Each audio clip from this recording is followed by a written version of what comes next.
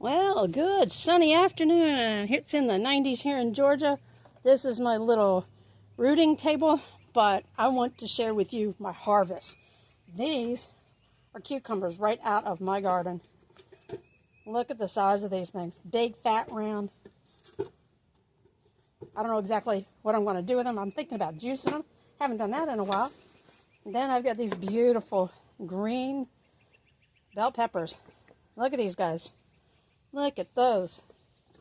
And then these big, they call them hot bananas. They're not a banana pepper, but they're in that same family.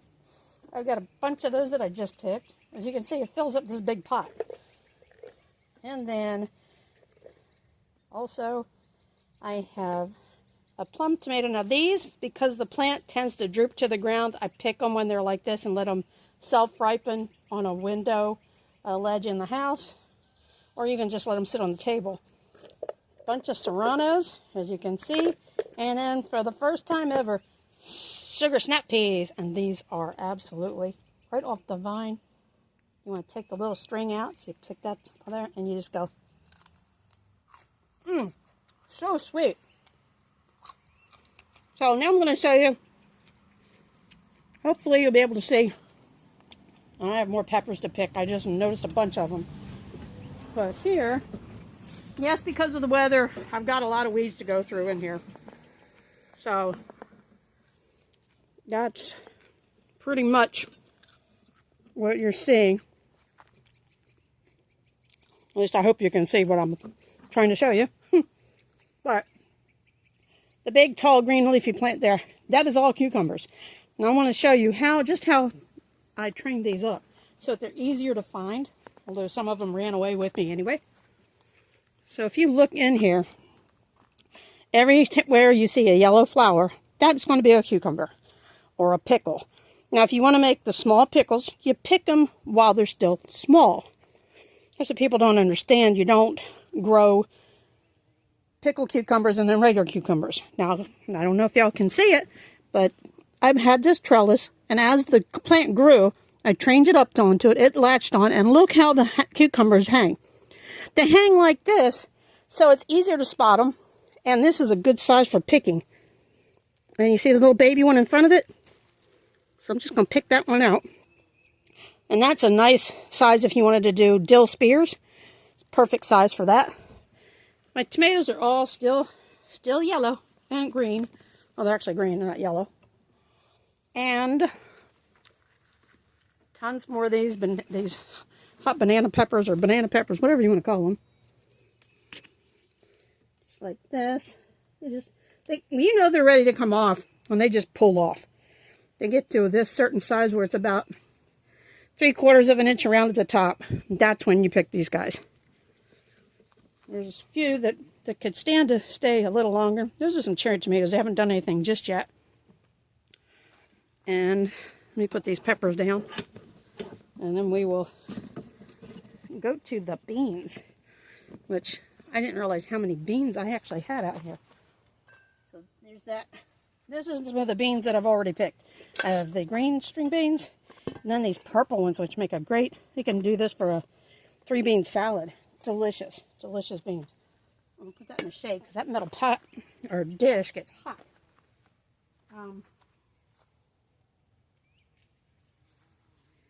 Now you typically will plant your cucumbers on a mound, just like you do with potatoes, just like you do with squash. The cucumbers overtook my squash this year, unfortunately. But I've got a ton of these peppers. I'm going to have to make some kind of a pepper sauce or something. Just like that. So when you do them on a mound and you don't use a trellis, this is what your cucumbers do. They crawl all over the top.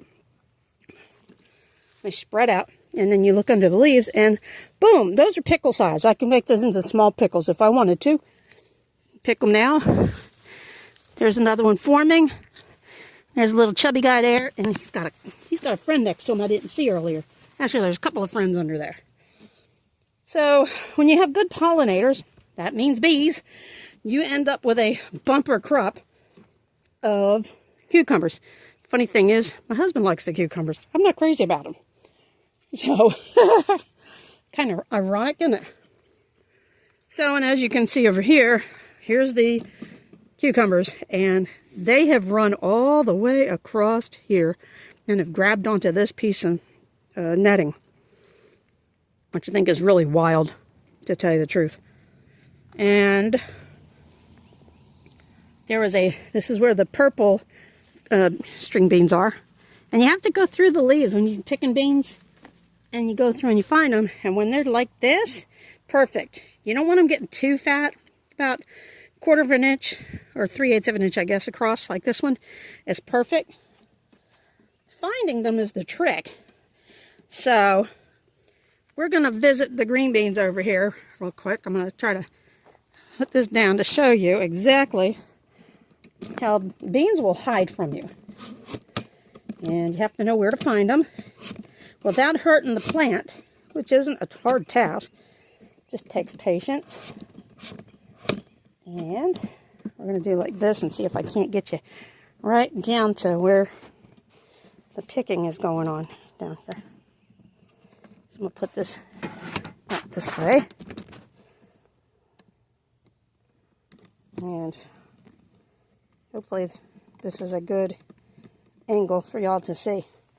When you're picking green beans, you lift up the plant to reveal where they're at. You see how they're up in here?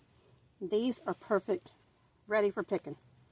You don't want them to get any bigger, otherwise they get old and they lose their flavor. I'm putting them in this bowl. So then once you do that, you can go through this way, pull it up, find them in there. The thing about beans too is when you lift them up like this, make sure you don't have any touching the ground, because they will get like a rust spot on them, and then you really don't want to eat them.